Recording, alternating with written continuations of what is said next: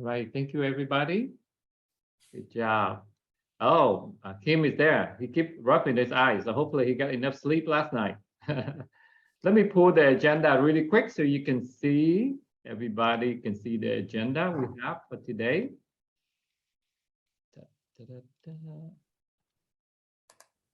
We have 3 speakers here. So this is quickly the agenda.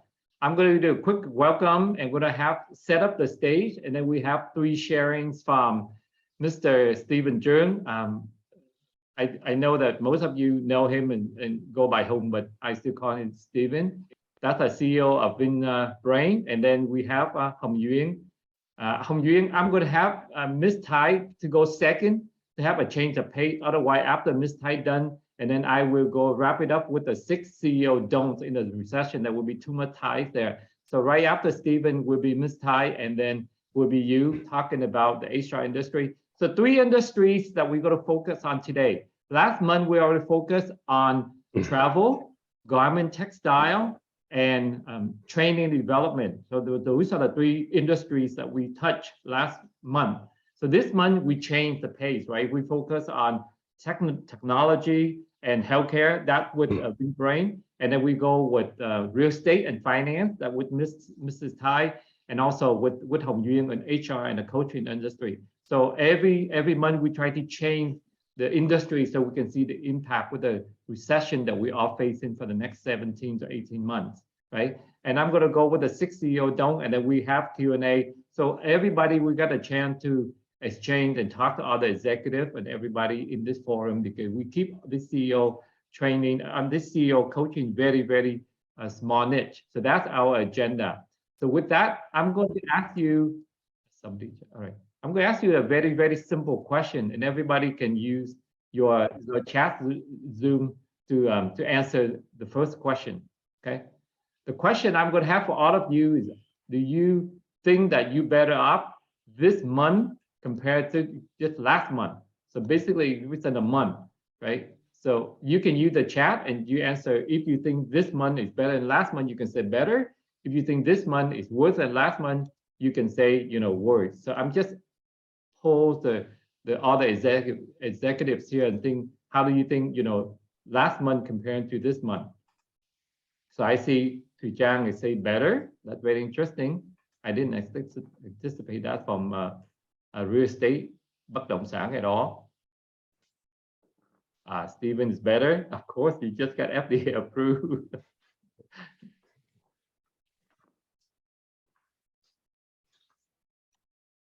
Okay, let's give everybody a second so we can see. Nhã is better. Thủy Trang is better. Stephen is better. Okay. All right. Quỳnh Anh is better. Oh, I feel definitely, I feel the vibe that everybody think that, this month is better than last month. And that's certainly something, some good news, at least from your sharing here. From my perspective, based on the response from 30 of you that are going to participate, it doesn't really seem a lot better, because what I'm going to share with you based on all of your input to the quick survey that we have is that your concern right now, you more than 2/3 of you still really concerned with the cash flow. And that kind of makes sense, right? Because the business right now is the cost of borrowing money is getting harder and harder, at least in the United States. The cost of borrowing money pretty much doubled the last 3 months. So, and then you still struggle with filling, order, not so much, but you have problem finding staff. That's why I think HR Hồng Duyen talk today would be definitely applicable. And some of you cannot communicate with your leadership team. So that's an ongoing communication. It's always a challenge, especially during the tough times. So I see the number one information, first question I share with all of you is that really online. The next thing is, do you think the rest of 2022 and into 2023 will be better or worse? Only 40% of you think that we may be better. So 40% of you think next year will be better than the current condition. And that means 60% of you think either the same or worse, or you really not sure how to predict 2023. And that's not surprise at all, because predicting the future is always difficult, especially during the recession here. And the last question that we have here that we can share with all of you is, what is your top priority for the rest of 2022, right? And this is where our CEO discussion would be valuable, because I just want you to know that you're not alone. And you can see that 1/3 of you really concerned about, you're not sure how to plan for next year. That's the red color. And also, about 1/3 of you say that you know what you're doing, so that's good. So 1/3 know what you're doing, 1/3 kind of like, hey, I'm not sure.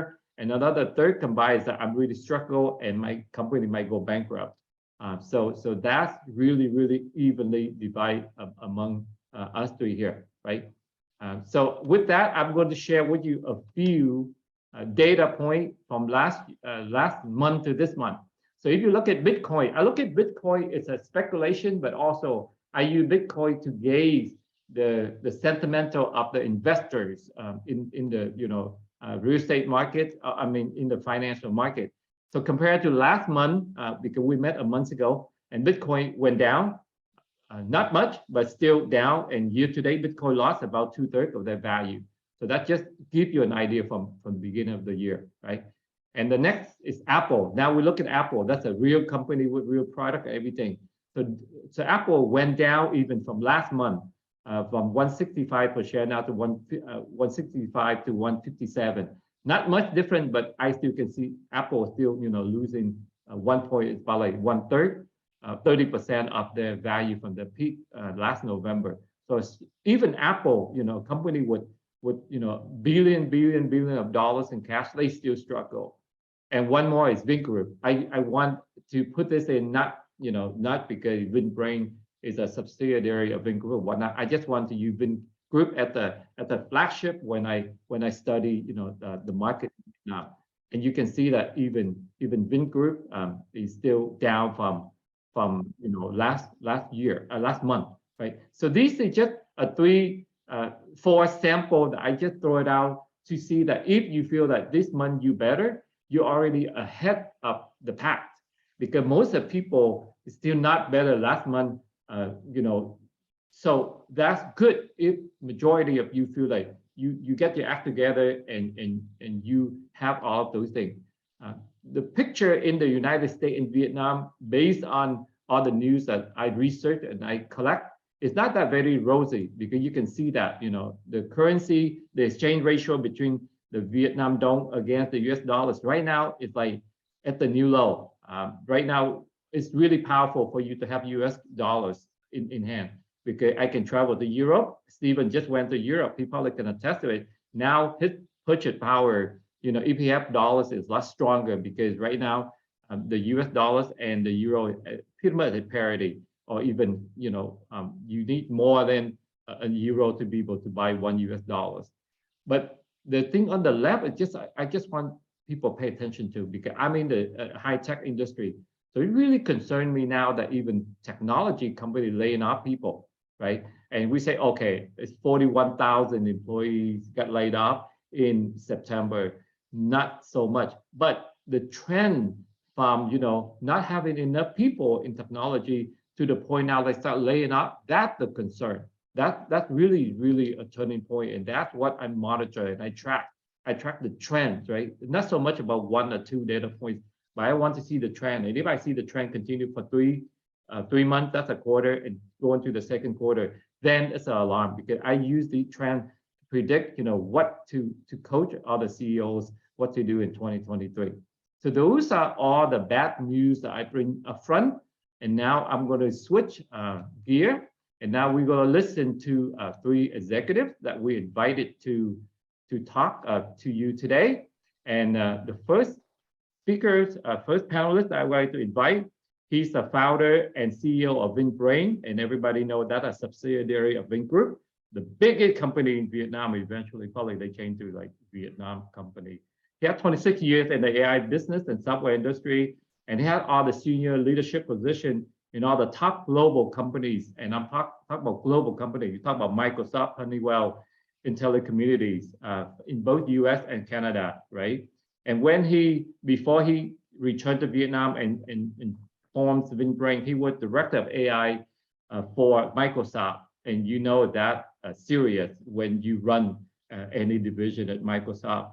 And he's the key innovator on a lot of AI products that million people use it. And one of them, and I use every day, that's the email smart reply. So every time you got an email, they show up at the bottom, have the 3 options for you to reply based on the content. And that's the background of Stephen. He really know a lot about artificial intelligence, which is a field that I'm fascinated in. So, but put it aside, I think what make me appreciate Stephen a lot is his, as a leader, he really pay attention to his staff, right? He invited me to give a presentation coach to his senior executive because he wanted senior executive to be able to present information better. And these are people with PhD. So that make me really appreciate, you know, what kind of leadership that Stephen's all about. He's looking for well-rounded, you know, staff around him. And of course, we mentioned it, that, you know, we congratulate him for getting his, you know, Dr. A to get FDA approved. And for most of you that are not familiar, when you get FDA approved, that's the Food and Drug Administration body in the US. So when they approve your product, that means your product is now meet all the US standard. And by US standard, that means the world standard, right? So now the Dr. A, you know, AI tool can be used in the Vietnam, US, and pretty much everywhere in the world. And that's a major accomplishment. And we just want to congratulate, you know, Stephen on that. He got his bachelor in engineering from University of Toronto, and he got an executive MBA from University of Phoenix. And with that, I'm going to turn over to Stephen, and we can listen to his struggle, you know, how he overcome those things in 2022, and what he thinks about, you know, 2023 will bring for us. With that, everybody, just give a big reaction, you know, a high five or you know, cheer up for Stephen. Over to you, Stephen. Thank you, Jimmy, and thank you to give me the opportunity to meet other CEO on the con. I really appreciate it. So I think in the context of challenges in whatever left in 2022 and going forward to 2023, I believe with you know, overall the health tech, the technology for healthcare is about how to really bring in the digital health and digital transformation in a global scale. So I just came back from the World Conference in Switzerland. I think a lot of it to do is the challenges of how to adopt it, the standard, so that the hospital to hospital, system to system, and country to country to easily adopt the, you know, telehealth standard, as well as, you know, the tooling such as Dr. A. I think that those challenges is really the fundamental problem. And with the COVID, I think like people speak up to try to solve that problem right now. However, it's still struggling of how to really adopt that quickly from the IT perspective. Okay, the good news with the economy is I think like with healthcare, we invest in the matter that matters to the world. So because of that, I think it's less impact compared to the other industry, you know, such as you already mentioned about the Bitcoin, or even like related to, you know, the blockchain technology, and also any like NFT. So healthcare is the more important to the lifetime. So we probably will level off on this, and I'm confident that in you know, 2023 is getting better and better from the adoption. Maybe you can share one thing that you really struggle with in 2022, and how do you overcome that? I think from the CEO perspective, that probably can help all the other CEOs on the call. Yeah, I think like it came down to is we have a good product, basically we're focusing on build a great product. In the last few years, we give out to the 100 hospitals to try out and use it and make it become useful. So first, quality of the product. Second, make it useful. Third, we try to monetize on it. And I think that we're in the state of monetize the two products that we have for healthcare, beside the smart city product. But for the healthcare context, I think the challenges that we're facing is how we can, build up the sales and marketing and really expansion into, not only in Vietnam, but also in the world. So I think like in the world, I think that's where we just fortunately got the FDA, clearance, which is super important, so that we can legally and official selling, into the US and other countries, because FDA is the highest standard. So I think that the challenges is how to get a great staff and strong people that know how to do not only from Vietnam market, but also the international financial strategy, as well as a commercial strategy. So I think that's where we have to overcome this constraint by able to go overseas on healthcare market. In terms of hiring staff, so beginning we hiring in Vietnam, and then now we start hiring consulting and also advisor from asking for some advisor to help us to roll to oversee to build a commercial strategy. All right, I'm pretty sure with the FDA approval, we help your marketing and your sales tremendously. Again, congratulations. And we really appreciate that you really make an effort to come back from Europe and join us today. Everybody, if you have questions for Stephen, stay tuned, jot your question down, and after the three presenters present their challenges and a solution, we certainly can come back and ask questions with Stephen during the Q&A. I definitely have a couple questions to jot down for him here, and I know there are quite a few people in the textile garment industry. They probably want to ask questions with you too, because not only AI, but from the wearable healthcare and all that thing in the future, we probably try to pick your brain. Thanks, Stephen. All right, cool. The next speakers that I definitely would like to introduce to all of you is definitely a very, very stranger to me, because she only hang around me for the last 27 years. And Lily is she survived the Vietnam War, and she came to the United States at the refugee both people refugee, and she's stuck in the Hong Kong camp for a year before she came here. When she first came in, she very fluent in Cantonese, but now luckily all of those language skills gone away. But her family was so poor in Vietnam that she didn't have a chance to study. She got to help out with selling candy to the children. And she used to be the one that on the other side of the fence looking in the school and see the kids. And that's why her dream is to be able to be on the other side and attending school. And that have a huge impact to when, after we achieve the American dream, and we decide what charity we want to do and why we pick education and why we pick poor children, because it just come back from her background would not be able to attend school. But when she came to the United States, because she's 10 years old, they put her in the 5th grade. And that's the first time she ever held a pencil in her life and learned the alphabet. And when she came here, she completely illiterate. So all the official documents, she had to use her thumbprint. She had to use thumbprint because she didn't know how to write her name back then. But then miraculously, she survived high school, graduated 4 of her class, went on to San Diego State University, not the better school. I went to the better school, but she went to San Diego State, got her degree in economics, and work in the mortgage industry, make a lot of money, and she worked all the way up to become a vice president of operation for a $2 billion mortgage company before she decided to say, hey, you know what, I'm going to start my own company. She helped over 4,000 people achieve the American dreams, and still counting.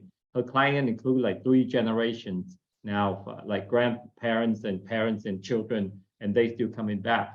But the thing that she proud the most is her very successful investment with like 10,000% return, and she invested in Jimmy Tai Enterprise, and she's the only shareholder and the only one that benefits from everything that Jimmy Tai makes. So I think that's a very smart investment there.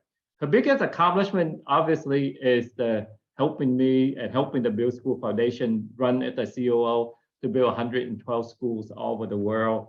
And in her spare time, she loves to sing karaoke, and that's something that you join the leadership team with us next month, live in Vietnam. You will get a chance to duke out karaoke with her all night long if you want. She loves hiking. She loves grooming her multiple, that our little wasabi, and she's trying to live a very mindfulness life, and she thanks all of that wisdom teaching to the late Zen master Thich Nhat Hanh, who contribute a lot to her healthy and mindfulness living life. With that, let me turn over and introduce to you the lady that I have no idea who she is, Lily Tai.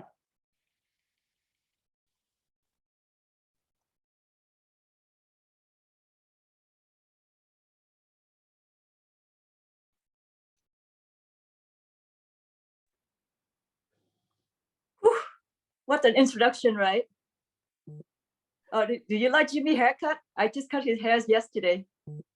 The women with a lot of talents. So COVID, he doesn't want to go anywhere, so I learned how to cut hair. I cut his hair. And with correction, I just don't sing karaoke. I sing in a band. So we do have show every month, and I sing in the wedding, and I like American rock and roll music. That to clear 2 aspects. One is the realtor who help people search for houses, but my focus is in mortgages, meaning finance. In America, rarely you have anybody buy a house and pay all cash, because medium houses in San Diego is about $1 million. So nobody have the cash to buy it. They buy it with 10% down, and then the rest they get financing. That's where I come in, and I'll help them get financing. And over the course of the year, I probably finance about a few $1 billion worth of finance. I've been in the business since 1990. Right now, I'm just going to follow the cue that Jimmy has here. My most challenging issue in 2022 are 2 aspects. As you know, pre-pandemic, we have a big boom in real estate in 2020 and 2022. People are working from home, so their desire to own that home is increasing exponentially. Therefore, the real estate market in the US go up 40–50% since 2019 until June of 2022. Certainly, the faucet stopped. After June of 2022, the federal has increased the interest rate to fight inflation, because we have inflation around the world. And in the US, inflation is about 9%. So the federal has been raising the rate. It's almost double since last year compared to this year. Therefore, it affects people payment, the affordability. So to buy that $1 million home, the monthly payment used to be $3,000–4,000. Now with rate being at 6% versus 3%, their payment is about $6,500 a month. So therefore, they can't afford to buy it anymore. So the housing market is now have a brake light, okay?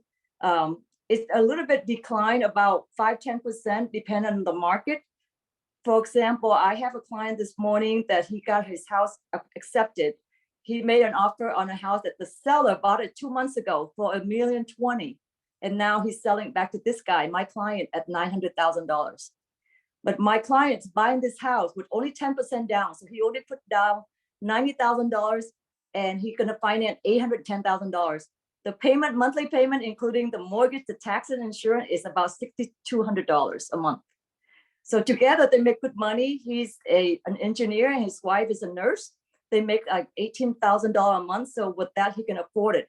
but not a lot of people can make $18,000-$20,000 a month in America. You have to have 2 income to be able to support that.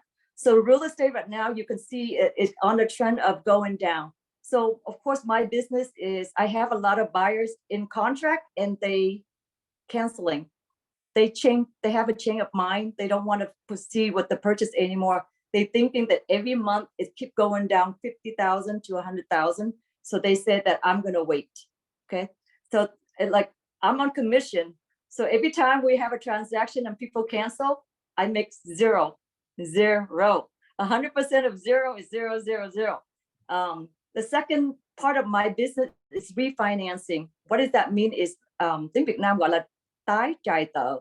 Like when you have a higher interest rate mortgage, when the Fed lower their rate, you can refinance that. Okay. So during the pandemic, the federal keep the interest rate very low to keep the economy going. So the interest rate was in 2%, 3% to borrow. Everybody's refinancing their house. So I was working literally 14 hours a day just to meet everybody's demand. But now I'm working about 2-3 hours a day. That tell you how much I don't work anymore. But I enjoy that quite a bit because I've been working really, really hard. I get up at 6 a.m. and I work until 1 a.m. for the last 2.5 years. That's how crazy it was just to meet everybody's demand for mortgages. With that being said, go to the second question where it's my proudest solution to problem one. My proudest solution to problem one is I get to enjoy life right now. I take a lot of vacation since the real estate market kind of stalled. Some people call it a crash or correction, but so far it's about 5-10%. It's not a crash yet, but maybe it will get there if the Fed's still raising interest rate. Okay, and he already made announcement that he will raise interest rates some more. So once the U.S. is having this corrections, it will follow throughout the world. Because America, we fall big. We do everything with big. We supersize everything. That's how America is, right?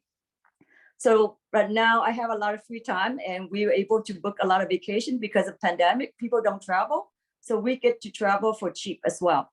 So Jimmy and I just got back from Hawaii. As you can see, we have beautiful tan because we out on the beach looking at fishes all day for the last 8 days. So that's my proudest solution is work hard. And in the last 10 years, a lot of people making a lot of money in real estate and we save. We always live below our means. We don't really go out and spend everything we make. We invest one income and only live on one income.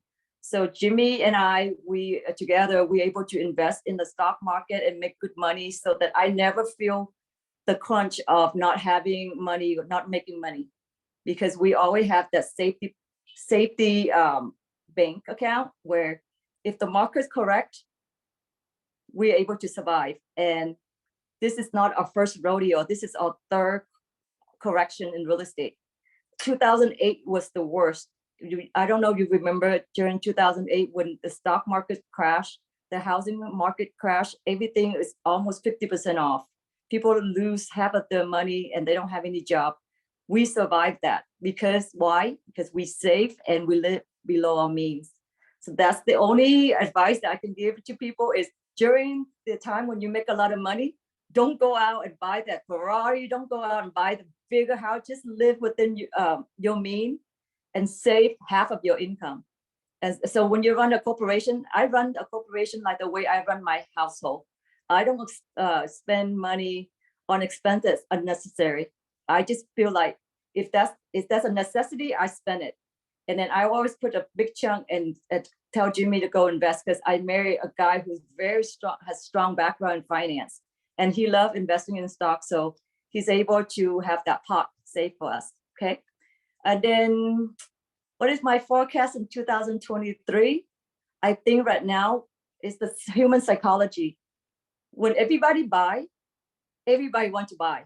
Did that sound right? It's like when pre-pandemic, when you have a house in the market, 30, 40 people making an offer and they outbid each other. by $200,000, $300,000 just to buy the house. To put things in context, pre-pandemic, our house is only like $1.2 million. In 2022, before June, it was $2.2 million. It went up $1 million in just 2 years. It's beyond ridiculous. And now, with the housing being stalled, the same house, we can list for $1.9 million and not a lot of people are going to make an offer on it. I have a guy, I just came back, I saw him. He's listing his house for $1.7 million. It's been 6 weeks and nobody make an offer because everybody's going to think that house is going to go down to 1.5 in 2 months. So the psychology is when everybody in the street want to buy, everybody buy. When people are like afraid, nobody want to make an offer. So I would want to leave you with a quote from Warren Buffett that is, he said that it's wise for investor to be fearful when others are greedy, but when others are greedy, you are fearful, meaning we just get ourselves in a position. If the people in the street not talking about buying real estate, that's the time for us to buy, okay? When the people in the street, even the nail clerk, the hairstylist talking about, oh, I want to invest in real estate, I want to invest in this, that is time to get out of here. Sell all you got and get out of here, because when it trickle down to the commoners, the smoke, you know, the commoners who wants to buy everything on the street, that's mean that the market is already at the top of its game. So that's how Jimmy and I have been reacting to that way. Is people run in, we run out, people run out, we go in. So that's that. So that's what's going on right now with our market. And if you have any questions, just feel free to ask me. I'm done. All right, thank you so much, Mrs. Tai. I'm pretty sure people will come back and ask. Her nickname is Mortgage Queen. So if you ever have any question about, hey, how do I buy a house in America? She's definitely the right one to ask you on that. And if you want to ask, hey, how do we invest money so I can have $1 million so I can go buy a house next to you, Tai, then I certainly can help you with that. All right, cool. Thank you, Lily Tai. Our third and last speaker is Ms. Hồng Duyen. Hồng Duyen currently is an executive and career coach. And before that, before she had another bundle of joy in her family, she was the director of operations for VinBrain. That's where I met Stephen through Hồng Duyen. And she also is an HR business partner for Vin Group. Before that, she's the chief of people for Doji and the company, that's the gold company, right?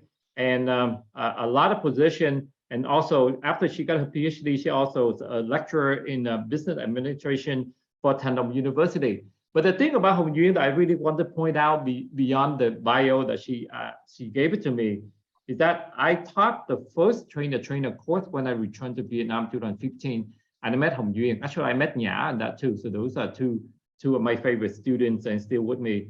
And you know, when I met Hồng Duyen in that trainer class, just like 4 months later, we went to Hà Giang and we grand opened in the first school ever. And that really is the birth of Build School Foundation, because in my mind, it's like one and done. You know, I built one school to pay tribute to my parents and I'm done. And then, you know, fast forward 7 years later, now we're like 112 schools and bridges, and not just Vietnam, we in Philippines, Cambodia, you know, Kenya, India, and then we're in discussion with Laos and Thailand. So it really is a joy ride. And I really appreciate to have, you know, loyal students and partner like Hồng Duyen and Nhã. With that, I would like to turn over to Hồng Duyen to share with you some of her struggle, challenge, and solution with regard to human resource and you know, executive coaching. Take it over, Hồng Duyen. Thank you, Teacher Jimmy Tai, for giving me a chance to hear today with all of you. I am very happy sitting here with my CEO, Stephen Truong, and my teacher, Jimmy Tai. Thank you, Lai, for the connection. When the pain of business and financial come and go, the first thing CEO care about HR, hiring and firing. Yes. Now I would like to share some information. Jimmy Tai, could you give me the right to share.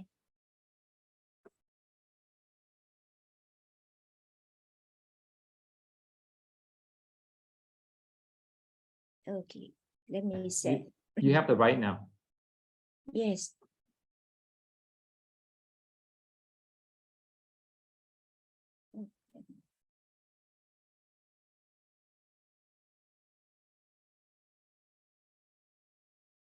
Yes. Could you see? Could you see it? Yes, I do see it, so I assume everybody see it too. Oh, yes. You can see the data on the slide and see the effect of COVID-19 on the labor market in 2021. Near 1 million people lost their job in Vietnam. And luckily, the quarter one 2021-22, everything is recovered. But on the world face the great resignation, and we have some interesting information. You can see this LinkedIn in Vietnam, so that in the past year, the growth rate of membership of this social network in Vietnam is very fast, more than 1 million new members in 1 year. And it means that employee active connection and proactive search the opportunity in Vietnam mixed labor market. And there is one more interesting. More than 90% members who do not post the status open to work will still be open to feedback when receiving information about new job opportunity. Some friends, C-level big company called me and asked me the way to design an attractive introduction in LinkedIn. It means that they also would like to introduce themselves to the labor market.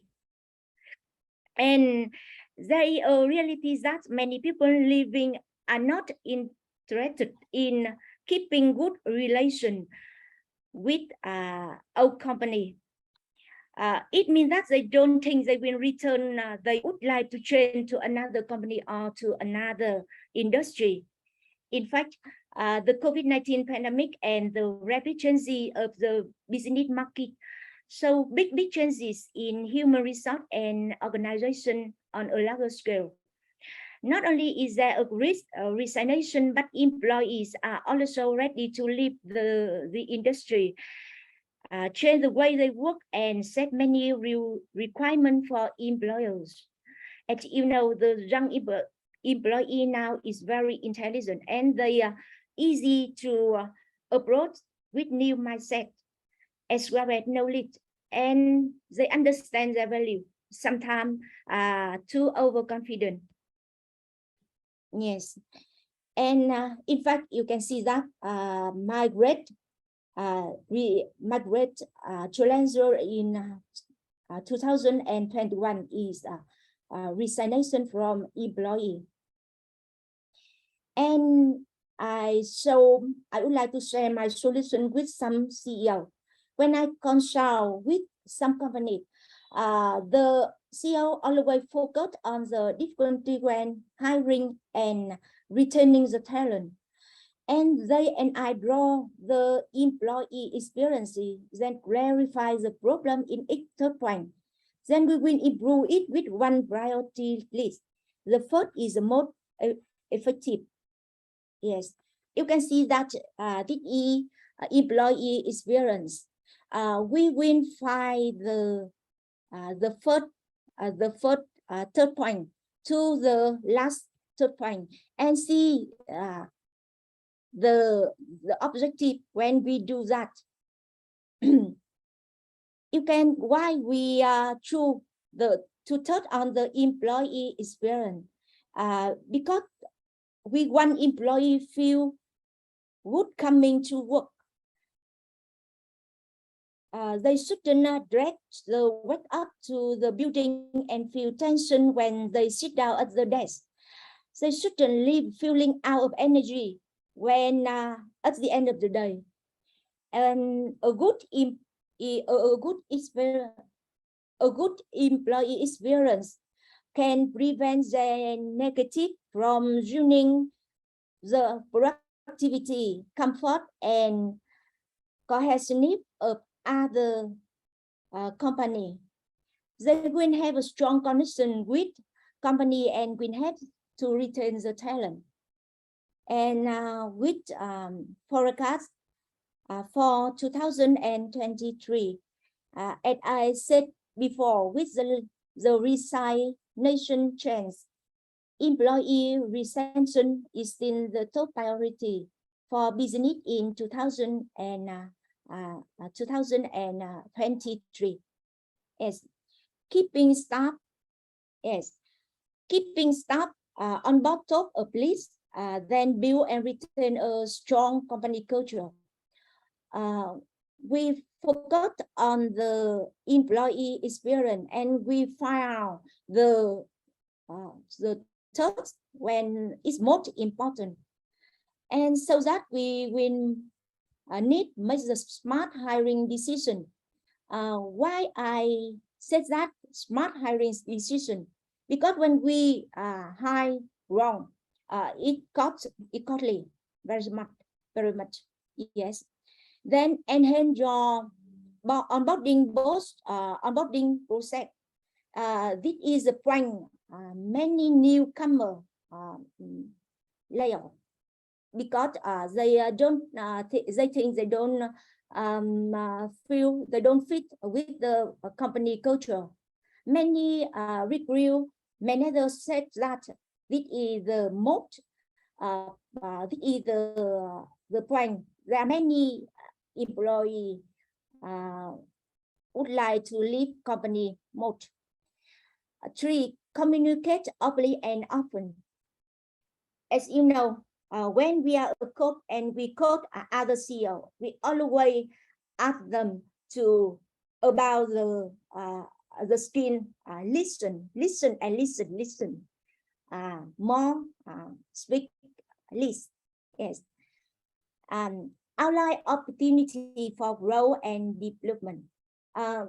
When we talk about the talent, the most attract them about the opportunity for growth and development. They would like to do the difficult tasks, and they would like to join big project. 7, provide, recognize where it due. It means that many people feel that, many employers feel that they don't give enough recognize when they get a good job.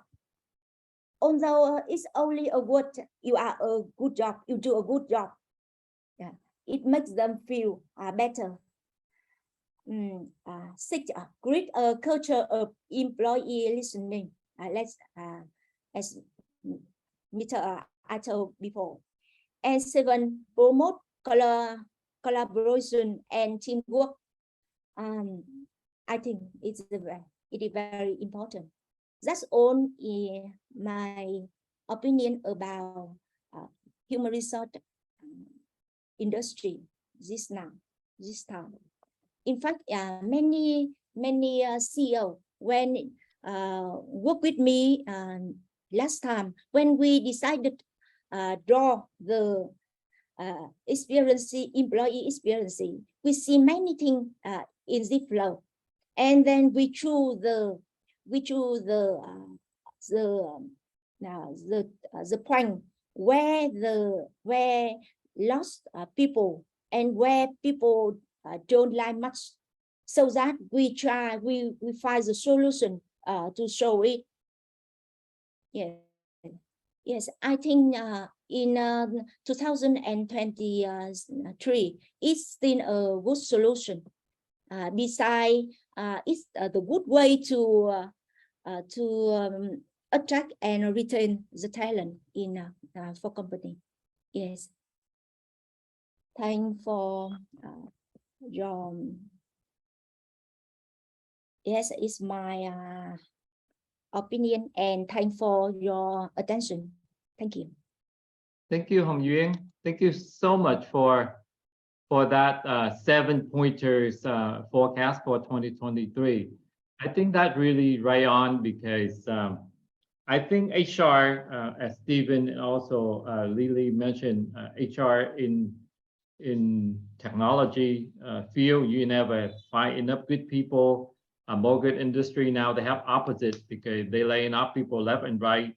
So sometimes, but the good ones always stay.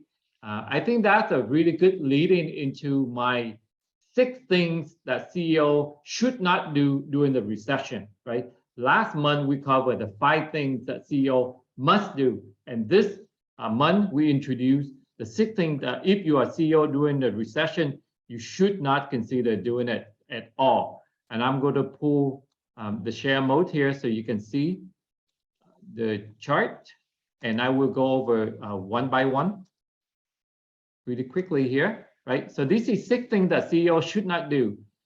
The first thing is, don't underestimate the certain cash flow needs.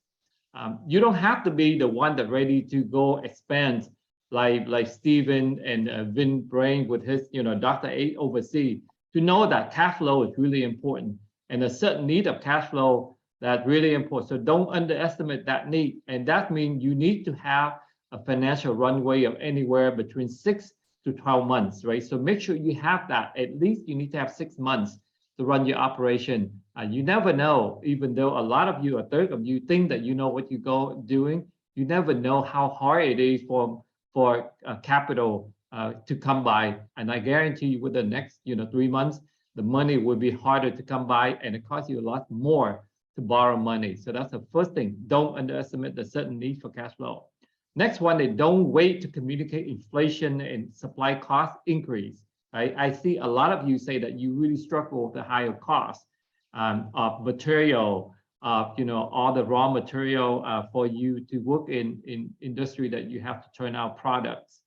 In the services, they might not be, but in the services, you still have to pay for higher salary, because a lot of people, like you mentioned, 36% of the employee based on LinkedIn profile reports say that they quit the job because they say, hey, after 2 years of COVID, I realize life is very precious. I don't want to go and be labor for my job anymore. I want to quit and I want to enjoy life. So that's a reality that we all have to pay attention to, right?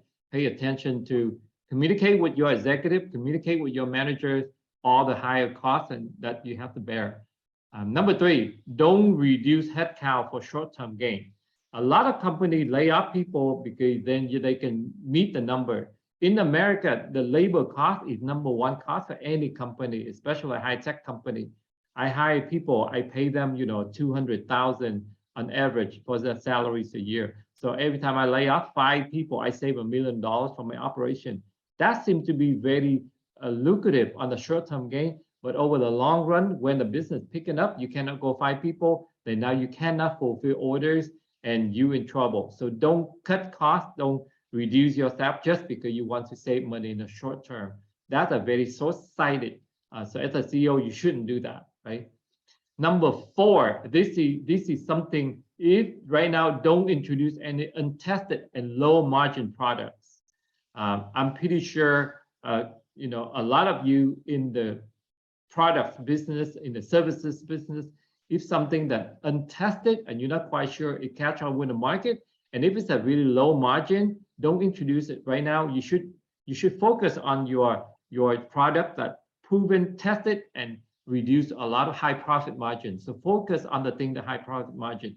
Don't chase all the things that you spend a lot of time but you don't make a lot of money for the company. All right. Here's something that I think is related to what Nhã and Viking and other people discuss when I say that, hold on to your cash. Cash is king. Don't hesitate to buy under assets value. And the key words right here is buy under assets, under value assets. Meaning if you buy something discount 30, 40%, now the time to go buy it. I know Viking thinking about having a new factory. And if you want to go, if the real estate market correct, and you can buy that piece of land for 20-30% less than 6 months ago, then that's a good investment, right? Because the value, that asset is undervalued. That's the key, right? The key right here, you have to buy undervalued assets. Why I'm so interested in buying stock, investing in stock right now, because everything at the discounts, right? I can go buy Microsoft, I can go buy, Apple, I can go buy Google, everything like 20, 30, 40% discounts comparing to last November. So if I believe in a company, I believe in the product of their company, I believe in the CEO, the management, why shouldn't I buy, right?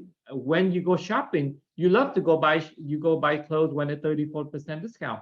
That's no different than with, when you look at, as a CEO now, you look at undervalued asset, you have to look at that way. If I have enough cash, I have enough financial cash flow for my company to run, operate within 6 months to 12 months, I still have cash, I see a lot of the undervalued, I go buy it. And that's something I coach CEO all the time. Don't be afraid, run the risk and reward analysis. And then if it's right, we go buy that asset. And the last one is don't overreact. I don't know, you heard Lily mention, this is the third time that we experienced the real estate market that going down, right? Some of you new to this business, especially folk in Vietnam, you just jump into the bất động sản real estate market, in the last year or two, you kind of like, hey, what's going on now? It stopped, appreciate oil going down, you concerned. But for us, we will invest in the real estate market in America, especially San Diego market, for the last 30 years. So for the last 30 years, we saw this cycle. So we see it, we position, we have cash ready. If we see the house is incorrect, about 20-30%, we go buy rental property, because that, again, that's an undervalued asset. So we have absolutely no problem to do that. You got to think long term. Everything you got to think in 3 to 5 years. Don't think about just 3 to 5 months, because like I said, the recession average lasts about 17 months. We only a couple months into it, so at least we have another year. So that's why I think 2023 will be rough. But if you're smart, right, you have a long-term vision, you start collect all the undervalued asset value, you start hiring all the smart people, and you pay them at a reasonable salary, then over 2-3 years, there will be a lot of return for your investment. So that's the last thing in the list of 6 things. Don't overreact, think long term. And if you need to get somebody that can coach you or mentor you during this tough time, right? Because people panic, you can do crazy things. But if you have a group of CEOs that you meet every month and you hang around with each other, then it will help you a lot. All right. So that's my last point. And before I open the floor for Q&A, so we all can ask each other questions and listen to each other's opinion, I just want to remind you that next month, the last part of our 3 parts, CEO coaching series, it will be in person, and I will be in Vietnam next month, October, and I will host a 4 days leadership CEO challenge. We focus on high performance and how you expand your company to go global and do global sale, attract a foreign investor. And we have a 4-day boot camp. The first day, the 6th, will be in Hanoi, and 7 and 8, we will be in Hà Giang. We will hike a Tây Côn Lĩnh summit. So we will go to this mountain and we will hike this mountain. We will stay the second night in the jungle, right? So everybody interested in this, I have Hồng Duyen join me on that expedition. I have Kim Nguyen is my leaders for this project, and we certainly only have like 10 seats for 10 CEOs to join us. But the key is that if you want to do this with us, you got to condition yourself, because you got to make sure you work out every day now and get ready for when I return. And that's exactly what I've been doing. I've been trained. I've been doing a lot of hiking. I do a lot of running. I do a lot of push-up, because you have to condition yourself for that. And with this, we will test your physical challenge. We test your mental challenge. We will sleep 1 night in the jungle, and we will try to teach you how to overcome the fear of snake, because I heard that there's a lot of snake in this mountain, but we make sure you're safe. So don't ever worry that your life is in danger. You see the wooden house, that's where we sleep on the first night in the mountain. And the next morning, of course, I want to take you to achieve the Tây Côn Lĩnh Summit. And I just want you to be above the sky and have that feeling. And after the 3 days, we return to Hanoi and have the gala so we can all have a good time. All right. That's pretty much the quick introduction of what we will do for the training next month when I be live in Vietnam. And if anybody interested, contact me, contact Hồng Duyen, contact Kim Nguyen on this call. You know how to get in touch with us. With that, I'm going to look at the clock right now. We have about 20-25 minutes because we want to honor your time. We want to keep the program only an hour and 30 minutes. We will open the next 20 minutes or so to Q&A. Anybody have any questions, just raise your hand. You can ask questions to all the 3 presenters. Any question about healthcare, artificial intelligence, technology, anything about a mortgage or real estate, or anything about HR and coaching with Hồng Duyen. And of course, you can ask me anything. If I don't know, I will make sure I tell you go Google it.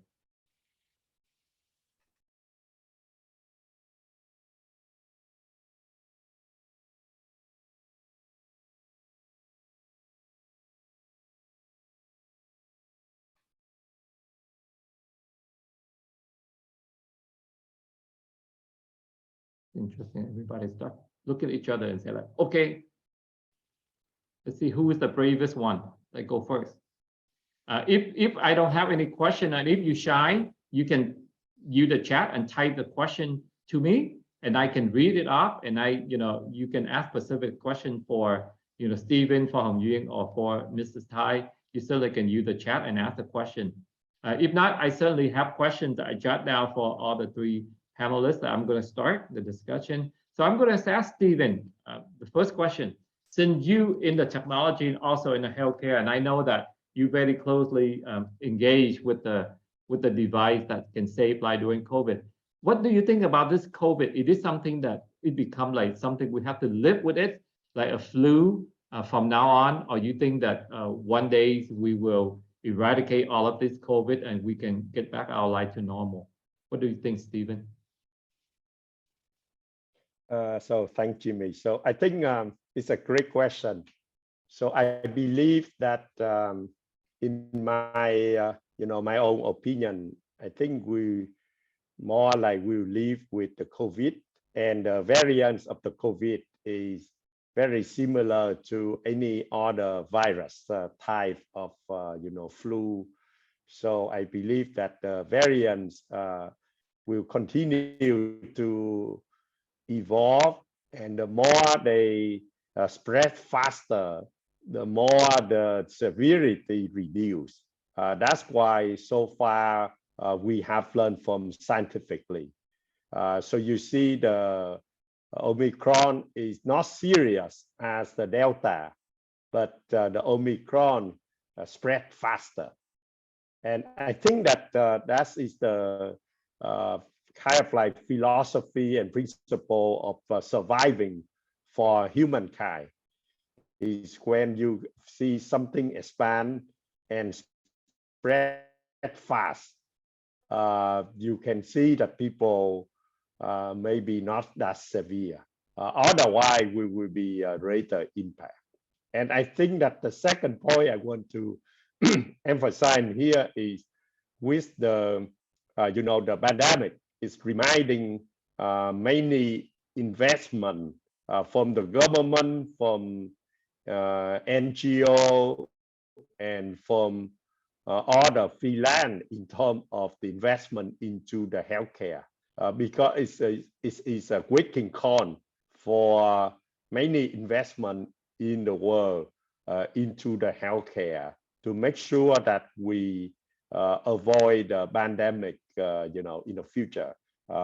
Fortunately for me, I have a chance to talk to Carico, the one that invent mRNA, and also Andrew Ruman and Professor Curtis. They all, I think, like prepare to have the the pandemic or any kind of similar to COVID for the future in terms of how to make it scale out. Like when you think that the COVID vaccine is one of the problem that proving that many governments in the world that have done the best to scale it out so that it can have like every citizen of any country can have the COVID vaccine faster. And the second thing is how to make the vaccine to deliver into the hand of people fastest. That machine used to be taking about 15 years to develop, and with the Pfizer mRNA is only taking over a year. Yeah, that's what I believe. That's pretty accurate. Pretty amazing to have a vaccine, under a year. And I have to agree with you that I never see a global collaboration like we saw with this pandemic, and we never see something affecting the world this severely until 2020. So that's really, really good observation that the world came together quick and fast. Thanks, Stephen. Any of you have any questions for Stephen? Either send him a chat directly or send it to me, and I will relay that question to Stephen. Okay. Next, I see Thùy Trang, CEO of Bất động sản Tâm Việt, had raised her hand. So Thùy Trang, go ahead and ask your question. Thank you, Thầy. Thank you, Cô, and the other person had presentation today. So I have two questions. The first is how is the smart hiring decision is making a concern, and because in right now in my office I have facing with difficult to hiring.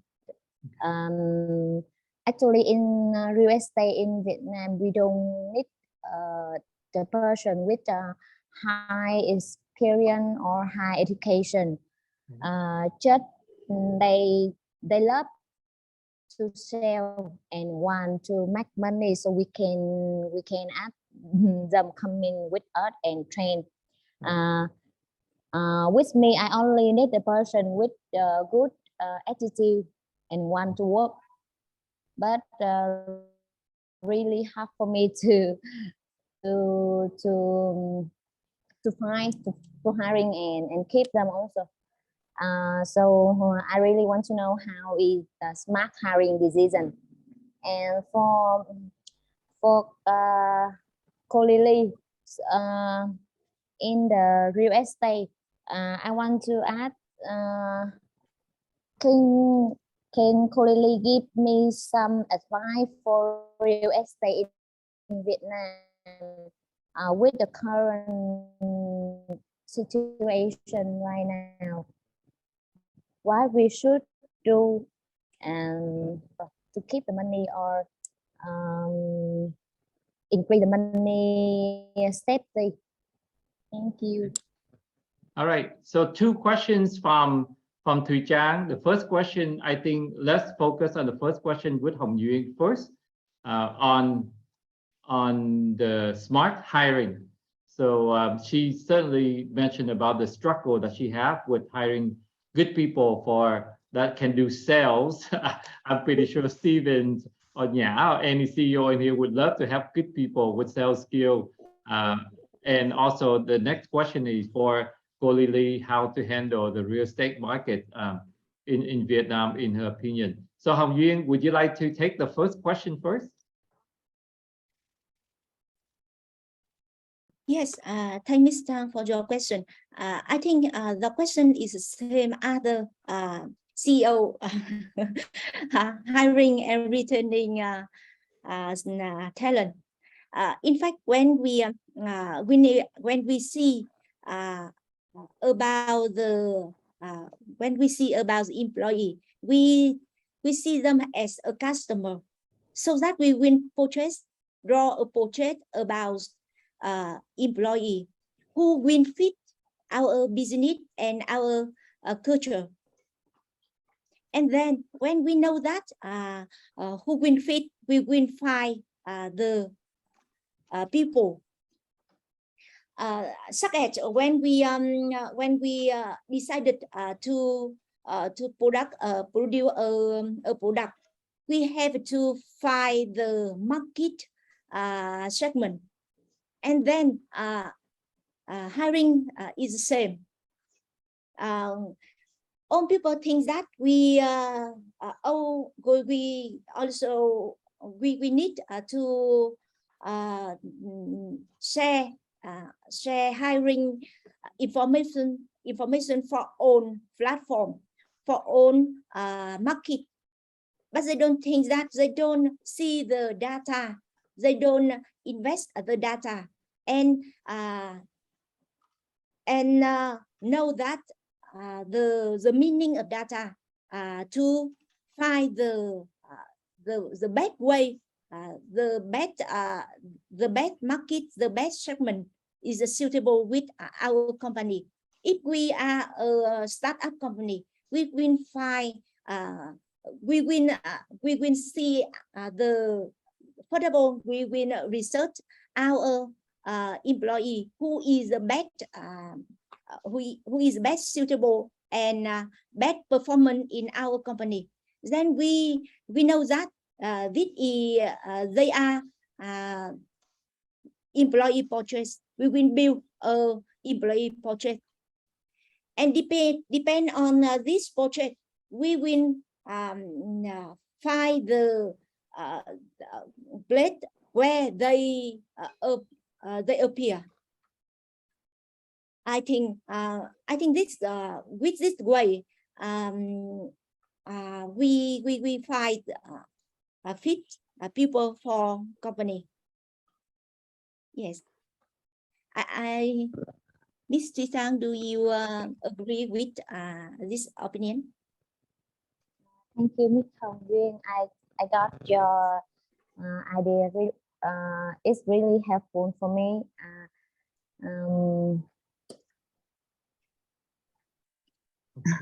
Actually, in my place, I difficult for finding a lot of person here.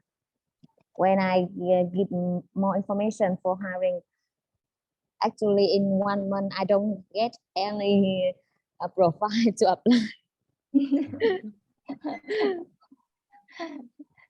It's the same situation for many companies. When they find a consultant, the first they ask about the lead, help me to recruit employee, recruit and attract talent.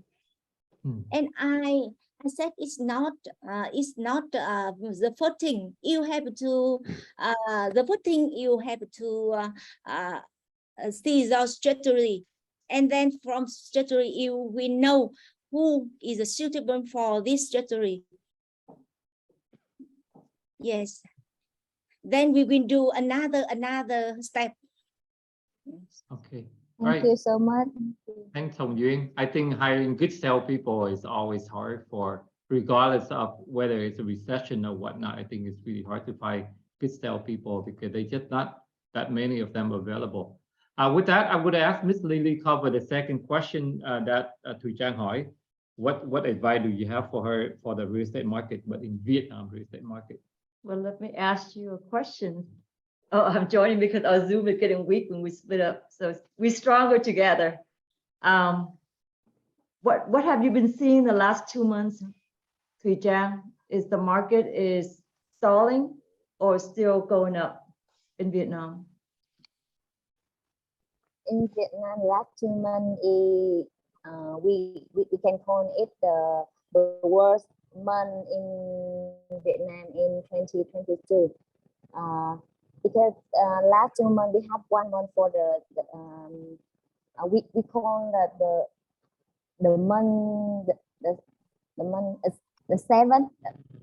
The month is 7 is July. Sorry, the July is not good month for everyone to give the money to buy or sell anything, so they are stopped.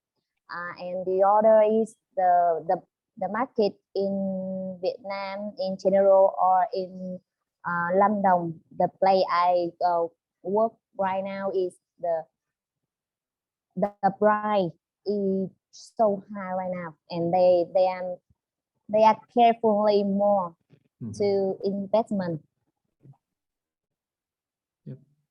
I think history has been demonstrated that real estate in the Vietnam follow the U.S. market maybe a year to 2 years behind. Or 6 months to 6 a year. months. 6 months to a So whatever we experience right now, prepare that for Vietnam market in the next 6 months. If that makes sense? And what I've been seeing, a lot of people from Vietnam, when they have money, they try to transfer the assets to the United States. So a lot of them have been sending their kids here to go study abroad. And then the kids have, what you call it, US passport green card. and green card, they're buying a house here in the US. So shifting the money out from Vietnam to buy somewhere more stable market in terms of political, issue. And I've been trying to help a lot of students buying houses here in the US with their parents in Vietnam transfer the money over. But I think that the real estate market is continue to suffer because people cannot afford to buy at still a high price, and the interest rate is double. It will trickle to Vietnam in the next 6 months to a year. So be prepared to have a slowdown, but has a good sales force. Because to us, it doesn't matter what market you're in, as long as you're in the market. During the downturn, you deal with the downturn market. During the high market, you deal with that. So you always have to have a core team of good salespeople, good management, meaning you pay them well and you treat them well. And when I was being hiring manager, I pay people top dollars. Whatever the top people make out there, I pay 1.5 times more. And then I pay them on a progressive bonus, meaning like if you close 10 deals a month, you get a certain amount of money. You close 20 deals a month, you make a certain amount of money. So you have a progressive bonus to encourage them to work even harder. But in the end, they all want to feel like they're part of a family. Not just when they go to work, they don't want to say, oh, I'm just going to my job. They want to say, I am home. That's how my employee was working for me. I mean, when we have so much work, they'll bring the work to their house. They bring the children to work. That's how we meet the demand. So they have to be able to feel like they're part of a family. That's how you sustain and hire good people, and they stay with you. That's the only advice I can give you. Yeah, and to Trang, based on my experience with real estate investment, I've been tracking enough real estate investment trend, the correlation between the US and Vietnam and other parts of the world. Because when you see that the world struggle, the US struggle, the Euro struggle, then the company will less likely to go to Vietnam to invest, right? So they still run the operation, and I'm pretty sure Nhã can attest to it. Her parent company is in Denmark, so they still do a lot of these things. But the problem is when their headquarters struggle, they will not invest that much. So everybody will be a little bit more in the defense. So that's why you need to be patient and wait a year or two. But this to me, recession is always a good time for us to have opportunity to buy things at a lower discount, and also it eliminate all the people that not serious, right? Because when Cô Lily, left her company, and eventually just like a year or two, that company went bankrupt because they did not really have an exit strategy. So even a company that do like $10 billion still go bankrupt. We're not talking about small company, $10 billion. US they still go bankrupt because they did not really have an exit strategy or a game plan how to reduce their staff during the hard time, right? So that's something that you need to be careful, because now not the time that, if everything starts slowing down, you need to make sure you act accordingly and, scale back your operation and position yourself, keep all the good people, and when the market ready to turn, you're ready to cast away, right? So that's something that, but I really think the real estate market in Vietnam is have to slow down too, because it's been going up too much.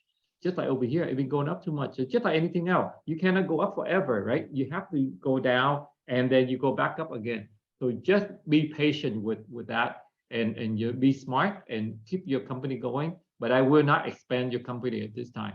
But if I see something value, I still buy. If you see land at the like 20-30% discount, I highly recommend you buy it, because the real estate market will come back. It will come back because it's going the cycle, right? We call cyclical. It's just like the wave. It go up, go down, up, go down. But right now, Okay. we're not at the bottom yet. So Yeah. it's just starting to go down. It's not like this yet. So we're not sure, like, is it the right time to buy? I would wait some more to see what the Fed is doing with the interest rate before I invest in real estate. Okay, good. I have a question here for Stephen, and I think this is from Nhã. Nhã is the CEO of Viking Vietnam. That's a textile and garment company. So she asked you the question about wearable technology, all of these, because you're in the healthcare, and do you see wearable technology is very big in America, but do you think when is wearable will be applicable, or you think it's realistic in Vietnam market? Are we still talking about maybe 5 years away, 10 years away before you see some wearable technology or clothing in Vietnam? Yes, thanks for the question. So I think the wearable IoT devices is probably in the healthcare industry is applicable for monitor and prevention. So I think that it will be used for example, you can use the Abbott laboratory, one of the biggest healthcare company making the device to measure the sugar into the blood, and then all they do just plug the device into the the skin, like on your arm or something, and then it will send through telehealth app such as AIV Care or some kind of equivalent to monitor the health of the blood sugar for the patient with diabetes. So I think that the trend of having the IoT wearable device continue to grow. I think the adoption in Vietnam, the adoption probably I say that like probably take about 3 to 5 years from now, and probably if you do in this business, you will focusing on probably the middle class in Vietnam and the young generation, like around like maybe 30 to 45, where they can afford and they also care about the healthcare, and you can use that to do the monitoring for like such as serious like blood sugar, or maybe less serious but less invasive, like in terms of hair breaking, like exercise and those. I think the fundamental is the accuracy of the device. It have to be super good, and then you can combine the devices with like AI model to do the detection or raising the concern, like alarmness or notify, so that like you can get a good feedback to the user. Once you make a product useful, I think that you will have the market. Right. Thank you. Yeah, good. All right. That question is really, that answer is really give all the designer of Viking Vietnam some idea. If you think about some of the new products, that's something that you can plan, but realistically, it not happen to 3 to 5 years, like Stephen said, because even in America, we still try out that market right now. And something very typical, like monitor your glucose level for diabetic patient, something like that is definitely something you can see it will happen. Yeah, cool. All right, we just have time for one last question if anybody want to ask. If not, I will get ready to close out the session. Before I sound the bell, or while we're waiting for anybody to ask the last question or not, I just want to say how much I appreciate all of you, especially our panelists with Stephen. I know he's busy and he took time to be here with us today. That I really appreciate it. Of course, Lily, you know, I can ask her to participate because we really believe in the mission, and doing this is just part of our giving back, so sharing our knowledge to all the folks that struggle out there is really something that we love to do. Duyen, I cannot say enough. You've been with us for 7 years now with all the projects, and you know, from Build School 1 to Build School 112. Really appreciate your support. With that, I would like to sound the bell one more time so we can appreciate the 90 minutes that we have with each other. And without any question, I will close out the session, and we will see all of you live in Vietnam next month.